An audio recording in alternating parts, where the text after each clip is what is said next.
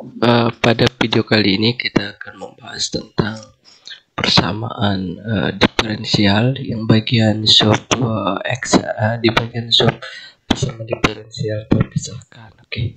Sebelum kita membahas tentang persamaan diferensial lebih lanjut, kita akan membahas tentang lebih dasar dulu. Jika kita punya, katakan saja GY ini sama dengan Y aksen sama dengan Fx. Ini adalah persamaan diferensial yang terpisahkan. Mengapa? Oke. Kalau kita jabarkan ini, maka dia akan ketemu nanti GY, Y aksennya kita ubah menjadi dy per dx. Ini sama dengan Fx. Nah, kedua ruas kalau kita kalikan dengan dx, maka dia nanti akan ketemu bahwa gy sama dengan dy ini sama dengan fx sama dengan dx. Nah, kalau kita integralkan kedua ruas, maka nanti kita akan ketemu bahwa integral dari gy dikali dy ini sama dengan integral dari fx dikali dx. Nah, dari persamaan yang kita peroleh ini dinamakan persamaan diferensial yang terpisahkan, ya, karena di sebelah kiri udah jelas integralnya terhadap y, dan di sebelah kanan juga udah jelas. Artinya kita tidak perlu melakukan perhitungan yang lebih lanjut mengenai ini atau memanipulasi bentuk ini. Oke. Nah, kita lanjut ke contoh. Oke. Kita lanjut ke contoh. Oke. Jika saya punya y pangkat 5 dikali y aksen ini sama dengan x, ini adalah persamaan diferensial yang terpisahkan.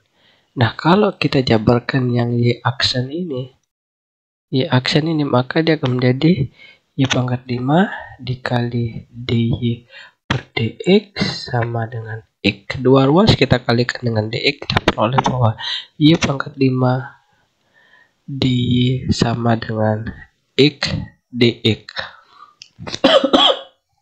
Oke, kedua ruas kita integralkan, maka kita memperoleh integral dari y pangkat 5 adalah y pangkat 6 dibagi 6 sama dengan integral dari ini x pangkat 2 dibagi 2 plus c. Kenapa tidak ditulis di sini plus c? Karena nanti ini bisa ditulis dan juga bisa tidak. Yang penting sudah mewakili di sini. Oke. Nah, yang ini. Jadi kalau kita nyari y aks y saja, maka dia akan menjadi y pangkat 6 sama dengan 6 dibagi 2 x kuadrat plus 6c, atau ini bisa menjadi y pangkat 6 sama dengan 3x kuadrat plus c. Nah, untuk mencari y kedua ruas kita pangkatkan 1 per 6. Jadi kedua ruas kita pangkatkan 1 per 6. Ini kita pangkatkan 1 per 6. Ini menjadi y sama dengan 6 kurung 3x kuadrat plus c sama dengan 1 per 6. Ini. Jadi ini adalah namanya adalah solusi umum. Karena dia mengandung ini c. C-nya ini tidak kita ketahui. Dia bisa berapa saja nanti, yang penting dia memenuhi nanti sebuah persamaan. Nah, oke. Ini untuk contohnya.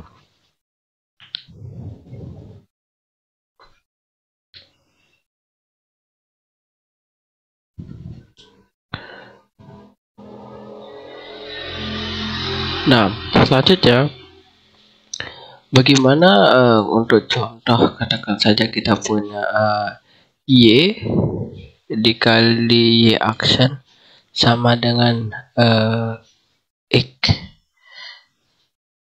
Oke, dengan misalnya dengan Y ketika dimasukin 0 dia ketemu 1. Nah, oke, kita langsung kerja.